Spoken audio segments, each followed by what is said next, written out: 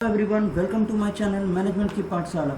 So today we are going to discuss theories of consumption. Now contains in this chapter we will discuss concept, absolute income, relative income, permanent income hypothesis. So let's discuss from concept. Keynes mentioned several subjective and objective factors which determine consumption of a society. कीनीस ने यहाँ पर mention किया है, कीनीस ने यहाँ पर बताया है कि कुछ सब्जेक्टिव और कुछ ऑब्जेक्टिव फैक्टर्स हैं जो डिटरमाइन करता है कंजम्पशन की सोसाइटी कितना कौन सा प्रोडक्ट कंज्यूम करता है. However according to Keynes of all the factors it is the current level of income. Keynes ने यहाँ पर और बताया है, कीनीस ने यहाँ एक चीज़ बताया, सारे फैक्टर्स को जब हम कंसीडर करते हैं तो वहाँ पर हम ये देखते हैं कि हमारी करंट इनकम कैपेसिटी क्या है, हमारी करंट लेवल ऑफ इनकम क्या है, यानी करंट हमारी इनकम कैपेसिटी क्या है, हमारा सोर्स ऑफ इनकम क्या है. That determines the consumption of an individual and also of society. तो इस तरह का कंजम्पशन जो है ये डिसाइड करता है कि एक इंडिविजुअल का कंजम्पशन क्या होगा, ये पूरे सोसाइटी का क्या कंजम्पशन, यानी एक इंडिविजुअल जो है कितना कंज्यूम करता है कोई भी गुड्स, या एक सोसाइटी जो है कितने गुड्स को कंज्यूम करता है. Since Keynes lays stress on the absolute size of income as a determinant of consumption.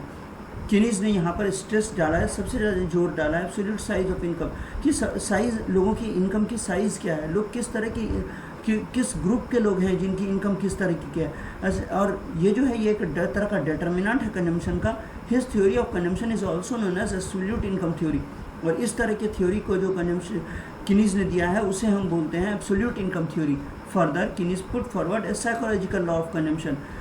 आगे चल के कीनीस ने साइकोलॉजिकल लॉ दिया है अकॉर्डिंग टू विच, जिसके बाद as income increases consumption increases.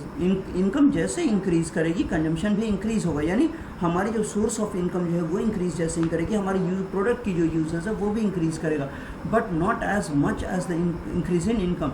पर उतना नहीं कि जितना हमारा इनकम इंक्रीज करता है. In other words marginal propensity to consume is less than 1. इसका जो मार्जिनल प्रोपेंसिटी है कंज्यूम करने का वो 1 से लेस होगा. जैसे कि यहाँ पर 1 is greater than delta C divided by delta Y is less than 0, is greater than 0. Is that clear? Now since Keynes propounded his theory of consumption there have been significant development. Keynes ने यहाँ पर और चीज़ और भी अपनी theory में बताया कि वहाँ पर एक बहुत बड़ा डेवलपमेंट हम लोग को देखने के लिए मिलता है in this field. And several alternative theory of consumer behaviour have been put forward. और कई तरह की जो अल्टरनेटिव्स मेथड है, कई तरह के अल्टरनेटिव्स, कई तरह के दूसरे रास्ते हैं जो कंज्यूमर बिहेवियर को, यानी कंज्यूमर जो बिहेव करता है, यानी उसकी जो बिहेवियर प्रोडक्ट के प्रति है वो हमेशा बढ़ती चली जाएगी. First, Dusenberry has propounded that consumption expenditure depends on income of an individual relative to income of others. यानी यहाँ पर पहले जो है ड्यूसेनबेरी ने बताया है कि कंजम्पशन की जो एक्सपेंडिचर है वो डिपेंड करती है कि एक इंडिविजुअल का जो इनकम है वो कैसा है, और वही इनकम जो है दूसरे का किस तरीके का है, rather than the absolute size of his own income. यहाँ पर ये भी हमें पता चलता है कि रदर देन हम दूसरे की अपेक्षा जो है हमारी इनकम की साइज किस तरह की है, हमारी कैपेबिलिटी किस तरह की है कि उस इनकम से हम यूज़ कर सकें या कंज्यूम कर सकें उस गुड्स को.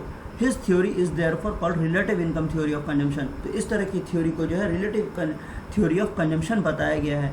Secondly, Modigliani put forward. Modigliani ने बताया known as the life cycle hypothesis. उन्होंने इसे लाइफ साइकिल हाइपोथेसिस भी बताया क्योंकि ये हमेशा ये लाइफ एंडिंग प्रोसेस है, क्योंकि ये हमेशा क्योंकि कंजम्पशन जो है ये कभी भी मतलब एक बार कंज्यूम कर लिया, कोई भी गुड्स खरीद लिया तो ऐसा नहीं है. ये क्या है, लाइफ टाइम, हमें हमेशा पूरी ज़िंदगी हमें ये परचेजिंग करना ही होता है. According to which an individual plans his even consumption profile in his lifetime. ये जो उसका प्रोफाइल है, कंजम्पशन का प्रोफाइल है, ये हमेशा लाइफ टाइम के लिए वो यूज़ करता है. Which depends not so much on his current income but on his expectation of income in the whole lifetime. ये डिपेंड नहीं करता है कि अभी उसकी करंट इनकम क्या है, बट ये इस पर निर्भर करता है कि वो पूरी ज़िंदगी में वो किस तरह का इनकम उसके पास आने वाला है. वो इस एक्सपेक्टेशन को देखता है, ये एक्सपेक्ट करता है कि आगे चल के मुझे कितना इनकम आने वाला है. Further, a famous American economist Friedman has advanced a hypothesis regarding consumer behavior. Friedman ने यहाँ पर इस hypothesis को, consumer behavior के hypothesis को जो है एडवांस बताया. Called permanent income hypothesis. उन्होंने इसे बताया कि ये परमानेंट इनकम हाइपोथेसिस है, यानी ये परमानेंट है, यानी हमेशा ये होता रहेगा। According to which consumption of an individual depends on permanent income, यानी उसकी जो परमानेंट इनकम है, उसकी जो हमेशा जो सैलरी आती है उस पर डिपेंड करेगा। ऐसा नहीं कि फ्लक्चुएशंस जो होता है, नहीं, उसकी जो परमानेंट इनकम है, यानी स्थायी पैसा जो उसके पास आता है, स्थायी आय जो उसके पास आता है, उससे ये डिपेंड करता है कि वो कितना कंज्यूम करता है एक individual. Then current level of income, यानी कि करंट लेवल उसका क्या है। It is important to mention here on important puzzle about consumption function pointed out by Kuznets. यहाँ पर एक बहुत ही यहाँ पर और भी एक महत्वपूर्ण पजल है जिस कंजम्पशन फंक्शन से रिगार्डिंग, जिसे कि कुजनेट्स ने पॉइंट किया है। A Nobel prize winner in economics, इन्हें जो है नोबेल प्राइज़ भी मिला है इकोनॉमिक्स में। कॉन्ट्ररी टू किनीज प्रपोजिशन, ये इन दोनों में थोड़ा सा डिफरेंसेस है। किनीज ने जो दिया था और फिर कुजनेट्स ने जो दिया। Proposition of income spent on consumption declines as income increases. तो यहाँ पर ये बताया गया है कि इनकम जो स्पेंड किया जाता है कंजम्पशन, तो इनकम जो स्पेंड होता है तो वहाँ पर कंजम्पशन जो है वो डिक्लाइन कर जाती है, इनकम इंक्रीजेज। जैसे ये इनकम इंक्रीज करता है, that is average propensity to consume falls with the increase in income. तो वो जो है एवरेज प्रोपेंसिटी जो है वो फॉल करता है, यानी वो गिरता है जैसे ही लोगों की इनकम जो है वो इंक्रीज करती है। Kuznets found from A statistical empirical study of consumption of the economy of the USA that average propensity to consume had remained constant over a longer period despite the substantial increase in income। तो यहाँ पर ये बताया गया है, Kuznets ने ये found किया, उसने जब स्टैटिस्टिकल डेटा को देखा, ये उस स्टैटिस्टिकल डेटा को जब उसने स्टडी किया तो उसने ये फाइंड किया कि अमेरिका की जो इकोनॉमी है वो एवरेज है, यानी लोग जो है वहाँ पर लोगों की जो कंजम्पशन कैपेसिटी है वो कांस्टेंट है, यानी जिस तरीके से वो पहले भी कंज्यूम कर रहे थे गुड्स को, उसी तरीके से वो अब भी गुड्स को कंज्यूम कर रहे हैं ओवर ए लॉन्गर पीरियड, और काफ़ी लंबे समय तक उस गुड्स को यूज़ कर रहे हैं। The substantial increase in income, जैसे ही उनकी इनकम इंक्रीज भी है तो भी जो उनका कंजम्पशन पावर है या जो उनकी कंजम्पशन कैपेसिटी है वो सेम है। नाउ एब्सोल्यूट इनकम हाइपोथेसिस, अब हम देखेंगे एब्सोल्यूट इनकम हाइपोथेसिस क्या होता है। तो देखते हैं, Keynes consumption function has come to be known as absolute income hypothesis. Keynes का जो कंजम्पशन फंक्शन है वो उसे भी हम एब्सोल्यूट इनकम हाइपोथेसिस बोलते हैं। His statement of the relationship between income and consumption was based on the fundamental psychological law. तो ये साइकोलॉजिकल है कि जिस तरीके से मेरी इनकम होगी तो उसी के अकॉर्डिंग मेरी कंजम्पशन भी होगी। अगर मेरी इनकम ज़्यादा है तो मेरी कंजम्पशन भी ज़्यादा होगी, अगर मेरी इनकम कम है तो मेरी कंजम्पशन भी कम होगी। तो ऑब्वियसली है, ये ह्यूमन साइकोलॉजी है कि यह डिपेंड करेगा, और इसीलिए इन दोनों के बीच जो रिलेशनशिप है, इनकम और कंजम्पशन के बीच यही रिलेशनशिप है। He said that consumption is a stable function। उन्होंने ये बोला कि ये स्टेबल फंक्शन है और ये डिपेंड करता है करेक्ट इनकम पर।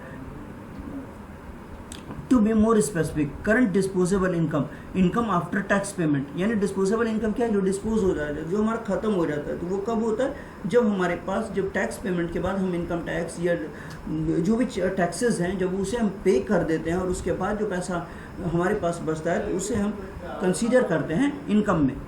Because of the operation of the psychological law, his consumption function is such that O0 is less than MPC, marginal productivity cost is less than 1, and MPC is less than APC. Thus, a non-proportional relationship, that is APC, is greater than MPC. तो ठीक है। Now, but consumption and income exist in the Keynesian absolute income, पर consumption और income ये exist करता है, ये हमेशा रहता है किसमें, किनीजियन एब्सोल्यूट इनकम हाइपोथेसिस में। हिज कंजम्पशन फंक्शन में be rewritten here with the form. तो इसे जो हम रीराइट करते हैं, दोबारा जो लिखा जाता है किनीजियन फंक्शन को, किनीजियन कंजम्पशन फंक्शन को, वो है C is equal to A plus BY, where A is greater than 0 and O0 is less than B is less than 1. It may be added that all the characteristics of Keynes consumption function are based not only on empirical observation। वो ऐसा नहीं है कि consumption function को जो है सिर्फ हम लोग एम्पेरिकल ऑब्जर्वेशन पर रखते हैं, but on fundamental psychological law, that is experience and intuition. कि एक्सपीरियंस क्या है, लोगों ने जो अभी तक परचेजिंग की है या लोगों का अभी तक जो कंजम्पशन किया है लोगों ने, ये यूजेस किया है प्रोडक्ट्स को, तो उनके एक्सपीरियंस से या उन्होंने जो किया है, उनका जो वे है, उसको देखने के बाद हमें ये पता चलता है, ये उनकी हैबिट को देखने के बाद। First, consumption function in the light of empirical observation, इसे हम एम्पिरिकल ऑब्जर्वेशन में देखते हैं। Meanwhile, attempts were made by the empirically oriented economists in the late 1930s and early 1940s for testing the conclusions made by the Keynesian consumption function. तो यहाँ पर एक attempt लिया गया था जो एम्पेरिकली ओरिएंटेड था, जिसे कि लेट 1930s में और अर्ली 1940s में इसको टेस्ट किया गया था, और जो कीनेसियन फंक्शन को, और इसे इसलिए बनाया गया था ताकि हम कीनेसियन कंजम्पशन फंक्शन को डिटरमाइन कर पाएँ। Second is short-term budget data and cyclical data. Let us consider first the budget studies data and cross-sectional data of a cross-section of the population. तो हम यहाँ पर कंसीडर करते हैं, पहले हम लोग बजट की स्टडी करते हैं, बजट को देखते हैं और क्रॉस सेक्शनल डेटा देखते हैं कि क्रॉस सेक्शन क्या है। क्रॉस सेक्शन डेटा का मतलब होता है पॉपुलेशन के अकॉर्डिंग, हम पॉपुलेशन को भी देखते हैं, एंड देन टाइम सीरीज, और उसके बाद हम टाइम सीरीज को भी देखते हैं, यानी कितने दरमियान में लोगों ने परचेजिंग की है। The first step of evidence came from budget studies for the years 1935 to 36 and 1941 to 42. पहली बार जो इसका एविडेंस सामने आया हमारा, तो वो बजट स्टडी का आया था 1935 से 36 और 41 से 42 तक जो हम लोगों ने स्टडी किया था। These budget studies seemed consistent with the Keynes on conclusion on consumption income relationship. और ये जो होता है, ये दो चीज़ के दोनों के बीच का रिलेशनशिप जो है उसे बिल्डअप करता है, ये उसका कंक्लूजन है, उसका सारांश है, उससे दिखाता है कि कंजम्पशन और इनकम की रिलेशनशिप क्या है। The time series data of the USA of the years 1929 to 44 also gave reasonably good support to the Keynesian theoretical consumption. और ये जो है 1929 से 1944 तक का जो हम लोगों ने डेटा देखा, तो ये बहुत ही बड़ा सपोर्ट था, ये बहुत अच्छा सपोर्ट था कीनेसियन थ्योरेटिकल कंजम्पशन फंक्शन पे, उसे वो वेरी कर रहा था, यानी उसे वो फुलफिल कर रहा था। Since the time period covered is not long enough, और यहाँ जो टाइम पीरियड था उसे हमने ज़्यादा कवर नहीं किया। This empirical consumption function derive from the time series data, और इसे हम टाइम सीरीज डेटा से लिया गया, या इसे हम टाइम सीरीज डेटा से देखें जो कि डेटा कलेक्ट किया गया था 1929 से 44 के बीच, में भी कॉल्ड साइक्लिकल कंजम्पशन फंक्शन। और इसे हम साइक्लिकल यानी साइकिल के फॉर्म में, जिस तरीके से साइकिल के पहिए गोल गोल घूमती है उसी तरीके से ये साइक्लिकल है, यानी ये हमेशा घूमते रहता है। Anyway, we may conclude now that these two sets of data that generated consumption function consistent with the Keynesian consumption equation C is equal to A plus BY. Further, 0 is less than B is less than 1 and AMC is less than APC. Next, now since the time period covered is not long enough, जैसा कि हम लोगों ने देखा हमारा जो time period है वो ज़्यादा लंबा नहीं है। This empirical consumption function derive from the time series, और ये जो हम लोगों ने कंजम्पशन फंक्शन को डिराइव किया, यानी इसे जो हम लोग कैलकुलेट किए, तो वो टाइम सीरीज डेटा को हम लोगों ने कैलकुलेट किया, जो कि हमारा डेटा था 1929 से 44 का, may be called cyclical consumption, और इसे हम साइक्लिकल कंजम्पशन फंक्शन भी बोलते हैं। Anyway, we may conclude now that these two sets of data that generated consumption function consistent with the Keynesian consumption equation C is equal to A plus BY। तो इस यहाँ पर हम लोग एक कंक्लूजन किया, हम लोग यहाँ दो सेट ऑफ डेटा जो हमारे पास था उसे हम लोगों ने जनरेट किया, और हम लोगों ने इस फार्मूला से उसे फाइंड आउट किया, C is equal to A plus BY से। Further, 0 is less than B is less than 1 and AMC is less than APC। Now third, long run time series data, यानी यहाँ पर हम लोगों ने लंबे समय तक का डेटा को लिया। However, Simon Kuznets the 1971 Nobel prize winner in economics, Kuznets को जो है 1971 में नोबेल प्राइज़ दिया गया था इकोनॉमिक्स के लिए, considered a long period covering 1869 to 1929। इन्होंने जो डेटा देखा या डेटा को कलेक्ट किया था या डेटा को जो कवर किया वो 1869 से लेकर 1929 तक का डेटा को इन्होंने कलेक्ट किया। हिज डेटा में be described as the long run और सिक्यूलर टाइम सीरीज डेटा। इनका जो डेटा था इससे डिस्क्राइब किया गया लॉन्ग रन के लिए और सेक्यूलर टाइम सीरीज डेटा, यानी ये सेक्यूलर था, यानी ये लंबे समय का डेटा और उसे टाइम इंटरवल के अकॉर्डिंग कलेक्ट किया गया था। This data indicated no long run change in consumption. तो यहाँ पर इस डेटा से हमें ये पता चला कि लंबे समय में कोई भी चेंजेस कंजम्पशन में नहीं हुआ, यानी सेम था consumption level despite a very large increase in income. जबकि यहाँ बताया गया कि लोगों की जो अर्निंग में है, लोगों की जो इनकम में है, बहुत ही बड़ा चेंज आया, उनकी इनकम इंक्रीज़ हुई उस पीरियड के अंदर। Thus, the long run historical data that generated long run or secular consumption function were inconsistent with the Keynesian consumption function. तो इन्होंने लंबे समय तक का जो हिस्टोरिकल डेटा को कलेक्ट किया या उन्होंने जो उस समय का डेटा को कलेक्ट किया वो जनरेट कर रहा था क्या लॉन्ग रन कंजम्पशन फंक्शन को, वेयर इनकंसिस्टेंट, वहाँ पर किसी भी तरह की कंसिस्टेंसी नहीं थी, जो कि हमें ये बताती कि कनीजियन कंजम्पशन फंक्शन से वो डिनोट करता है. Now relative income hypothesis. अब हम देखेंगे रिलेटिव इनकम हाइपोथेसिस क्या है. One of the earliest attempts to offer a resolution of the conflict between long run and short run. तो अर्लीस्ट अटेम्प्ट्स जब लिए गए, पहले जब अटेम्प्ट्स लिए गए तो एक रेजोल्यूशन आया जहाँ की एक कन्फ्लिक्ट यानी विवाद हुआ शॉर्ट रन डेट को लेकर और लॉन्ग रन कंजम्पशन फंक्शन को लेकर, was the relative income hypothesis. तो वो जो कन्फ्लिक्ट था, वो जो वहाँ पर मतभेद आया, तो उसी को हम रिलेटिव फंक्शन बोलते हैं. हेंसफोर्थ RIH ऑफ S ड्यूसनबेरी इन 1949. तो ये जो किया गया था, ये ड्यूसनबेरी ने 1949 में ये स्टेटमेंट दिया था. Duesenberry believe that the basic consumption function was long run and proportional. तो यहाँ पर ड्यूसनबेरी ने बताया कि उन्होंने विश्वास जताया कि लॉन्ग कंजम्पशन फंक्शन जो है वो लॉन्ग रन का ही सही है और प्रोपोर्शनेट है, वो सेम है. This means that average fraction of income consume does not change in the long run. उन्होंने ये भी बताया कि लंबे समय तक का जो हमारा फ्रैक्शन है या लंबे समय तक का जो हमने यूज़ किया, तो वहाँ पर जो हमारा इनकम कंज्यूम था वो बिल्कुल भी चेंज नहीं हुआ. But there may be variation between consumption and income within short run cycles. पर वही अगर हम शॉर्ट रन के लिए देखें, कम समय के लिए देखें, हम ये देखते हैं कि यहाँ पर एक वेरिएशन आया. जो वेरिएशन था हमारा कंजम्पशन और इनकम का, यानी वहाँ इनकम और कंजम्पशन के बीच एक वेरिएशन आया, एक वेरिएबल पॉइंट आया, यानी कि कुछ डिफरेंसेस आया उसमें, और वो देखा गया शॉर्ट रन साइकिल के अंदर. ड्यूसनबेरी RIH is based on 2 hypothesis. तो ड्यूसनबेरी ने जो दिया उसमें 2 हाइपोथेसिस था. पहला relative income hypothesis and second is past peak income hypothesis. तो इसमें उन्होंने 2 चीज़ दिया, 2 हाइपोथेसिस को उन्होंने रखा. पहला था रिलेटिव इनकम हाइपोथेसिस और दूसरा था वहाँ पर पास्ट पीक इनकम हाइपोथेसिस.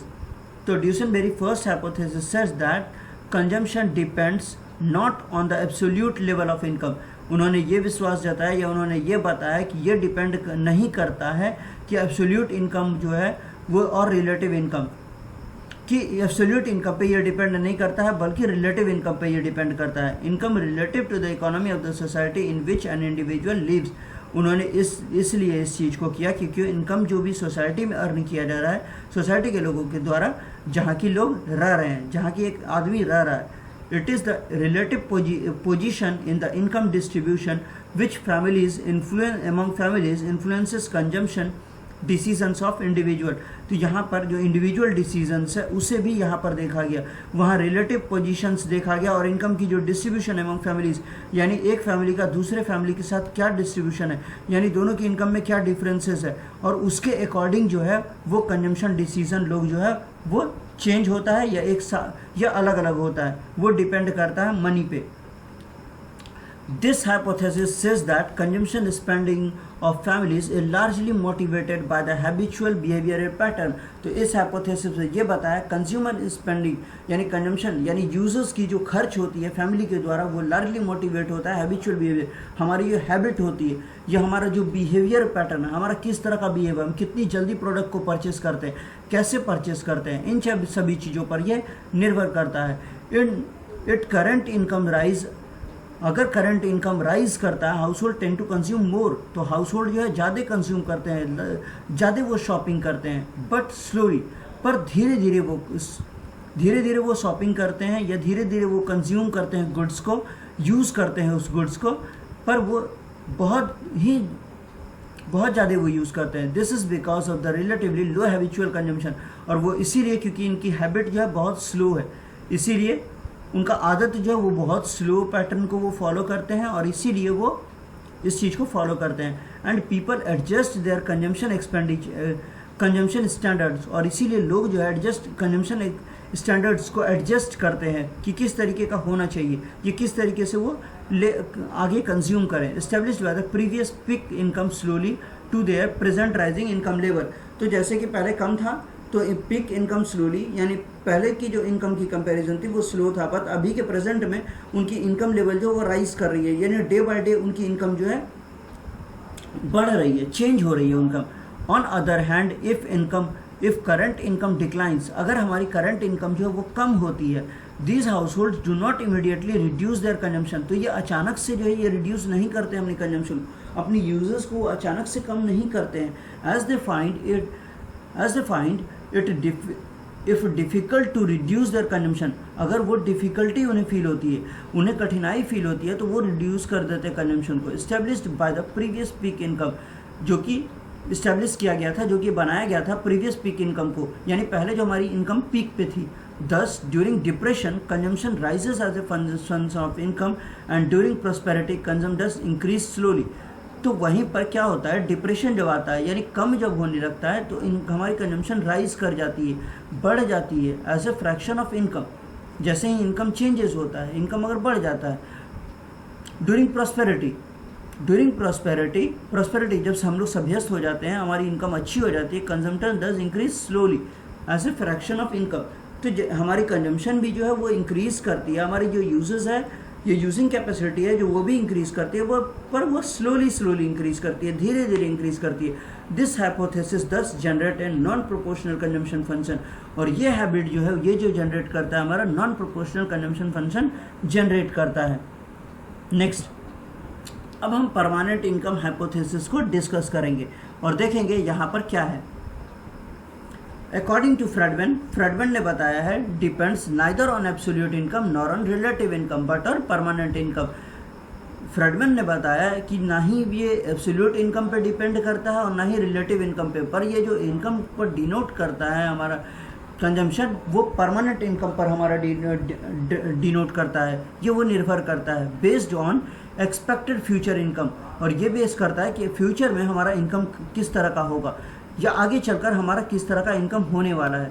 दस he finds A relationship between consumption and permanent income, तो उसने एक रास्ता चुना जो रिलेशनशिप बताता है, जो एक संबंध बताता है कंजम्पशन यानी यूज़ का और परमानेंट इनकम का, यानी अस्थाई इनकम जो है हमारा अस्थाई आय जो है उस पर वो दिखाता है।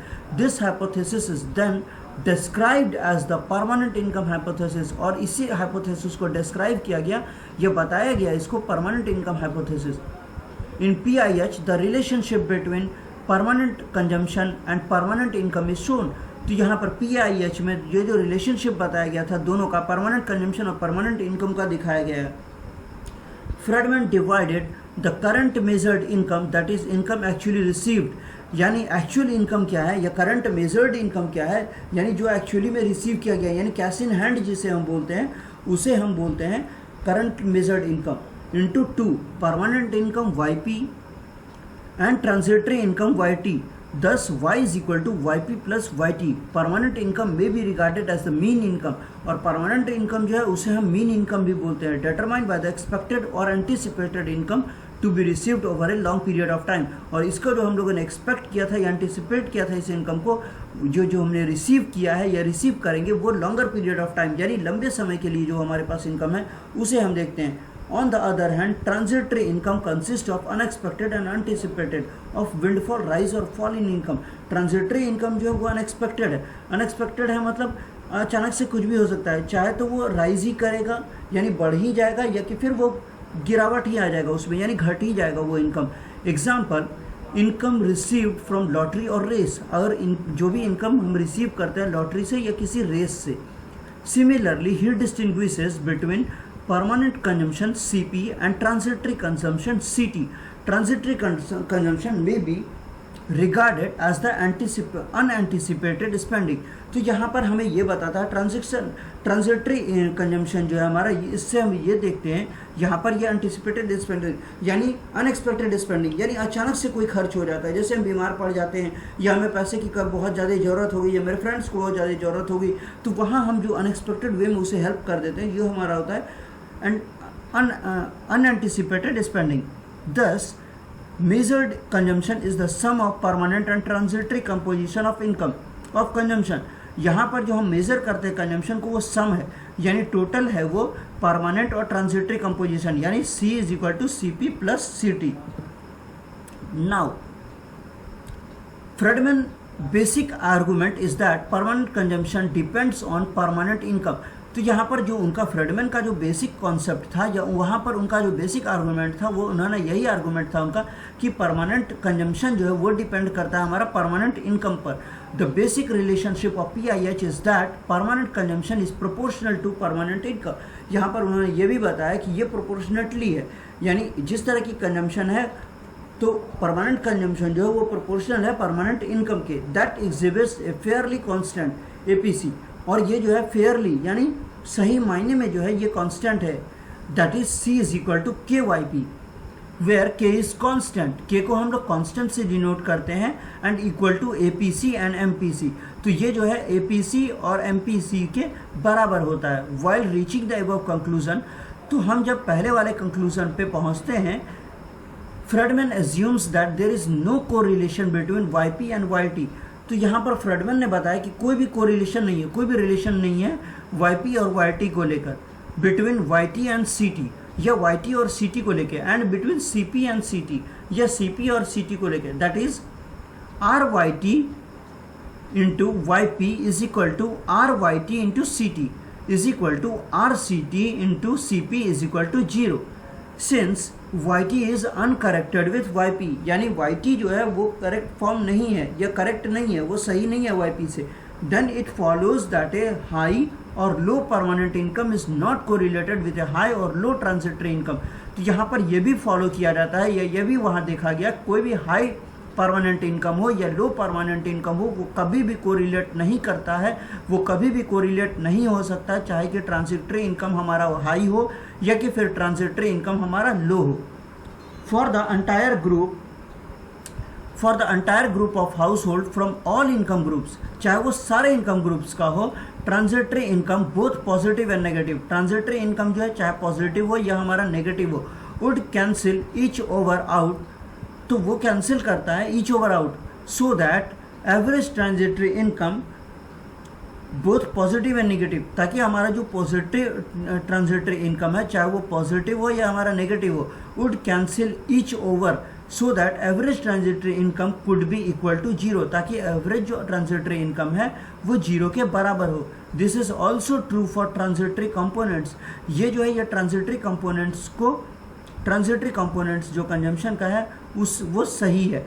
Thus for all the families taken together the average transitory income and average transitory consumption are 0। सारे फैमिलीज को अगर देखा जाए या टुगेदर जब हम लेते हैं, उनको एक साथ लेते हैं, तो हम ये देखते हैं ट्रांजिटरी इनकम और एवरेज ट्रांजिटरी कंजम्पशन जो है वो 0 है। YT is equal to CT is equal to 0 where Y and C are the average values. Now it follows that Y is equal to CP and Y is equal to CP। So thank you everyone. तो यहाँ हमने discuss किया theories of consumption को। तो आगे हम लोग और भी चीज़ों को डिस्कस करेंगे, तो मेरे चैनल पर बने रहिए। Thank you. So please subscribe, like and share my videos with your friends.